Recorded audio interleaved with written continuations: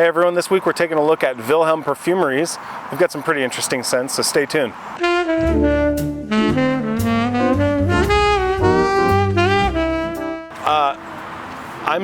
I know not a lot of people care about these discovery sets.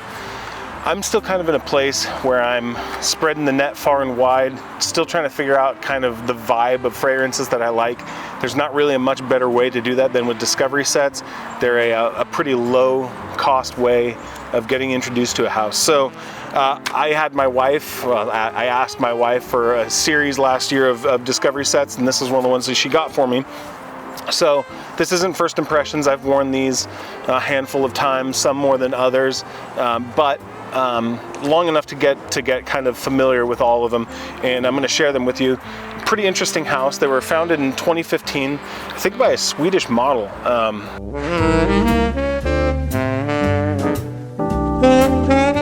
I've got 6 here, and I'll read through them here, and then I'll go through them. I got Morning Chest, Deer Polly, Mango Skin, Room Service, Basil.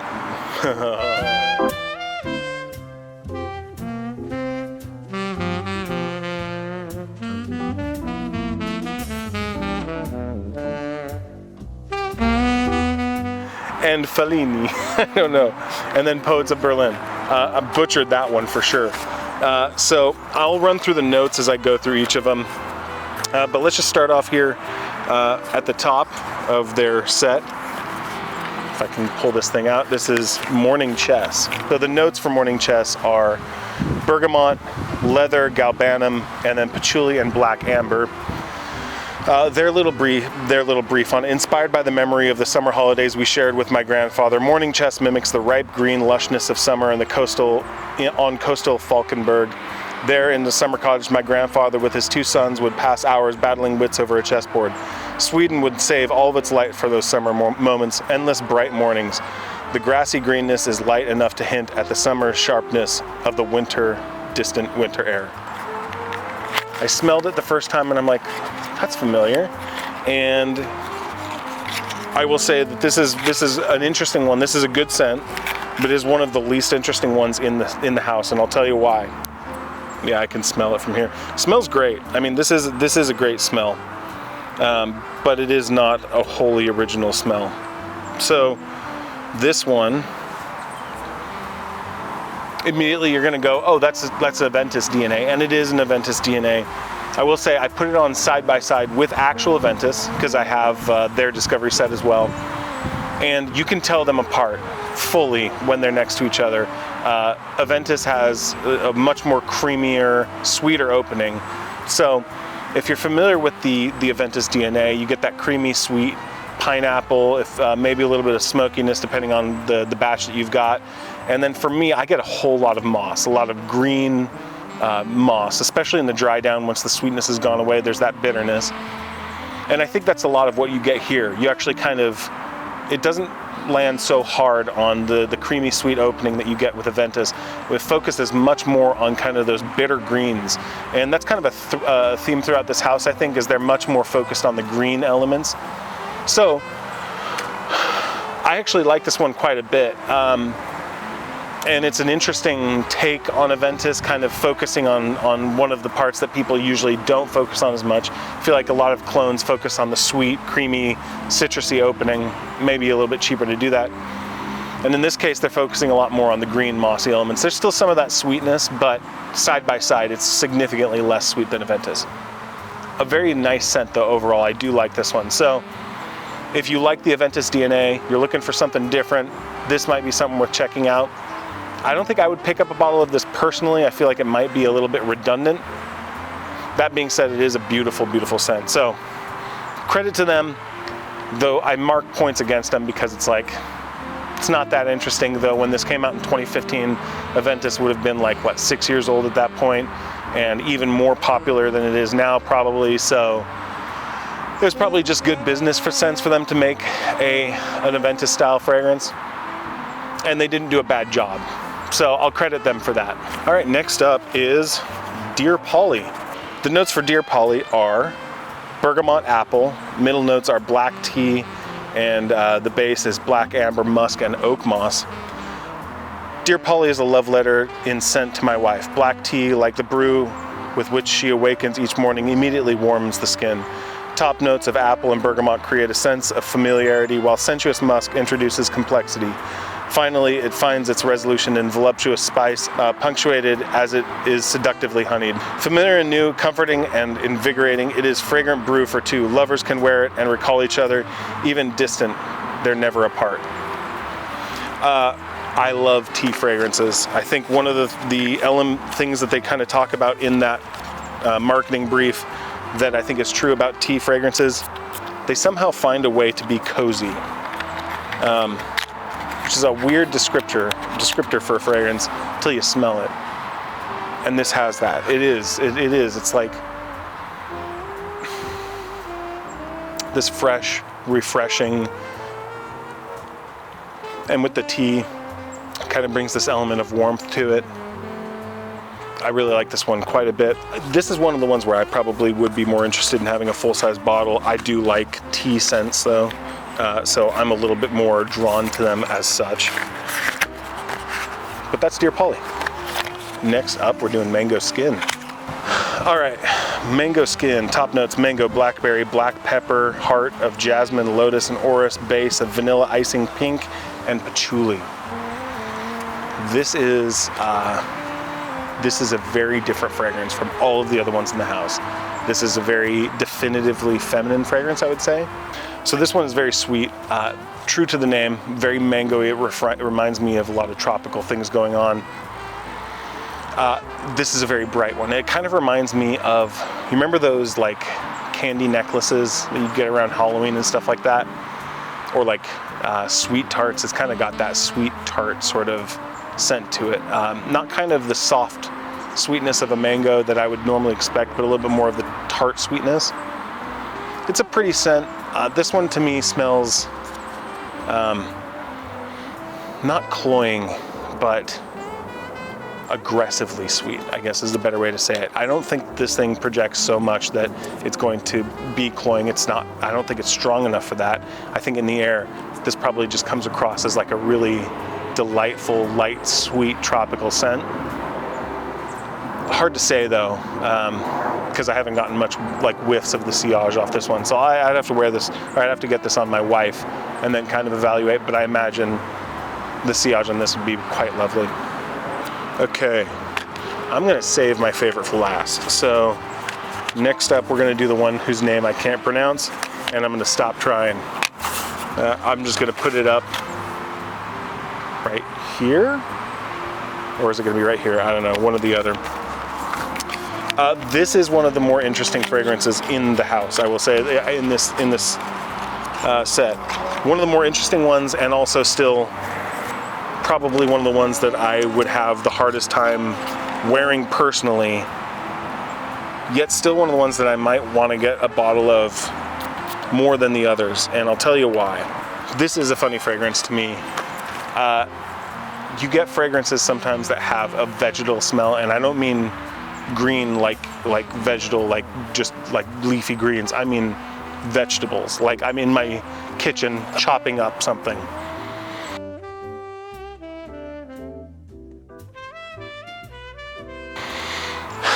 And I don't know what that is in here, actually. Let's read the notes. So, the notes for this one are basil, pitahaya, fig, violet, green grass, hay, and vetiver. Again, don't have marketing language on this one, but this one to me is hyper green. Just like it says, it's kind of a fresh, green, spicy fragrance. Spicy, though, in the way that you get with, like, you know, the herbs and the seeds that you use in cooking, you know, fennel and things like that. I'm not sure if fennel's in here, but like cloves, fennels, that sort of kind of spiciness, that grassy spiciness.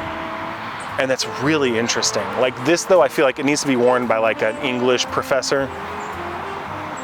There's a very mild sweetness to it. I think there's another fragrance, I think from Eldo. I can't remember which one it was, but it felt like a real no-nonsense fragrance. And that's what this one feels like to me. It feels very serious, or it feels like the person who wears it wants to be taken really seriously. So that's the vibe I get from this one. You know, leather arm elbow patches and things like that. It's a really nice scent though. That's the thing, is like I can't picture myself wearing it, but I find myself going for smelling this one specifically out of the Discovery set. When I pull it out, I'm like, I want to get my nose on that one again, because it's attractive, it's alluring, there's something intriguing about it. And this might just go more to my style. I'm kind of into something weird, something funky. So this one has something different from a lot of other fragrances that I've smelled, in that sort of like very, very green. Like there's no, I don't get florals off this. I don't get a lot of fruit. I get green. So that's really interesting. This one is maybe one of the more interesting ones out of the house.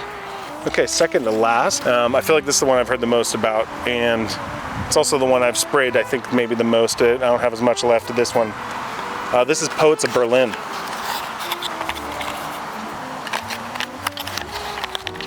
Poets of Berlin may be the most like timely fragrance for the season that we're in and entering.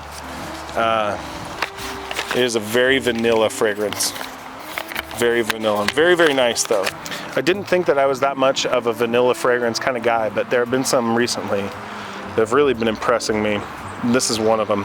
Blueberry, lemon, bamboo, orris, vanilla, sandalwood, and vetiver. Named for David Bowen's Berlin trilogy, Poets of Berlin is a subtly sugar confection of blueberry and lemon, but Poets of Berlin isn't empty calories. Its vetiver undercurrent makes it the perfect perfume metaphor for serious talent underneath Bowie's glittery glam. This is a really, really beautiful vanilla scent. It's difficult because my mind immediately is going to reference Mercedes-Benz Club Black, because that's maybe the best case for a vanilla fragrance right now in terms of like the price. It's like 50 or 60 bucks, and it smells as good as this. They don't smell the same. Again, I did this one next to it, and it is different, but it has a very similar vibe. So it's hard. It would be hard for me to justify getting this when I have Mercedes-Benz Club Black for a third of the price. But that being said, this is a really interesting, rich, beautiful vanilla scent. It is different, so if you want to explore different facets of vanilla and you already have Club Black, you don't have this, it might be worth exploring. I would say you want to smell this though if you're worried at all about redundancy, because it does kind of strike that similar thing. You know, Mercedes-Benz Club Black has a little bit more of the incensey, smoky side of things, but they both are kind of woody vanilla fragrances, so they both kind of have a similar feeling. Both are amazing scents, but it's really difficult to justify something like Poets of Berlin when Mercedes-Benz Club Black is like almost as good of a scent for a very small fraction of the price. That being said, this is a very interesting, rich fragrance with a lot of depth. Like the thing says, it's not just one note, it's not just vanilla, so I like digging into this one a little bit more. I enjoy wearing this. I love it in the air. It's a nice warm fragrance, perfect for the time of the year that we're in. Rounding it out with maybe, on the face of it, one of the least interesting fragrances in here, but the actual scent is just something that I can't get away from. This is Room Service. I don't think this is the best scent in the collection. That probably goes to Dear Polly, but this is one of the most intriguing scents in it. So Room Service, as you might suggest, it kind of feels like some sort of a soapy hotel scent. The notes on this one are blackberry, mandarin orange, heart notes of orchid, violet, bamboo, base of musk, black amber, and sandalwood. There are many things in your heart that you can never tell to another person, Greta Garbo said. Celebrated by her adoring fans, the reclusive siren kept her thoughts and heart private. Alone in her hotel room, attired in a drift of satin, scent poignant allure, she kept the world at bay. This elaborate bouquet features violet petals, pink orchid, and green bamboo. Fresh mandarin nectar dances atop the sophisticated sandalwood-infused base. This, I mean, I like the brand note because it really gets the vibe right. This feels like a really, really nice hotel scent, which may sound cheapening, but you're not going to be able to identify it to one specific hotel. This feels like a 5-star hotel. It feels like a 5-star hotel that you've never stayed in, and this is the smell. It's very elegant, soft, clean because of the soapy, but not soapy to the point where it's got that kind of like screechiness that some soaps do. Like I feel like John Varvatos Artisan Blue. That to me, it's hard for me to smell anything except for soap in that one. Even once it dries down, I'm trying to enjoy the green parts of it, and all I get is that just kind of screechy, acidic soap that burns my mouth. This is not that. This is like elegant, like the smell of your skin after you've showered or been to the spa in this very, very nice hotel. And so when I smell this, when I wear this, it kind of takes me there. It's this like soothing, relaxing scent. And it's one of the first scents that I smelled that made me go, okay, I might actually be into soapy scents. This is interesting. And sometimes you just want that vibe of like, I just want to feel clean, I just want to smell clean, and I just want to relax. And that's what this one is. It's not challenging in any sort of way. It's very much like grab you in that warm robe that's in the closet. You're laying on the bed after a nice hot shower or something like that. Maybe you just went and were in the spa or in the hot tub. You're just kicking back and relaxing, and there's just this light, clean air that's going through, perfuming everything. And that's what this is. Very soft, lovely scent. I do want a full bottle of this one. I think I like Dear Polly more, but I also have other tea fragrances that I like a lot. So this to me is doing something that's not just unique, but it's also something that's really beautiful. It's intriguing, but in a way that like grabs me. You know, as this one dries down, I feel like there's like some vanillic touches to it that bring up the softness. So it's one of those things that it only becomes softer and more inviting as it dries down. It's like you're in a bed and it's just like slowly you're sinking in further and further. Absolutely beautiful. Love this one. That's Villhelm Parfumerie. If you haven't checked them out, I say get the sample set. There's a lot of really good stuff in here. I think for me, things I would get a full bottle of, Dear Polly, I think well for sure, Room Service. I think those two for sure, maybe the one with the funny name I can't pronounce, kind of as just more of a fascination than anything. Again, I'm not sure when I would ever wear that, but it is an interesting smell that I wouldn't mind getting to know more intimately. So let me know, have you guys smelled anything from this house? I know they've had some other things that have come out since then. I've seen them win awards, so let me know what your thoughts are on this house and if there's something that I'm missing that I should check out. So thank you very much, and I'll talk to you guys next week. Bye.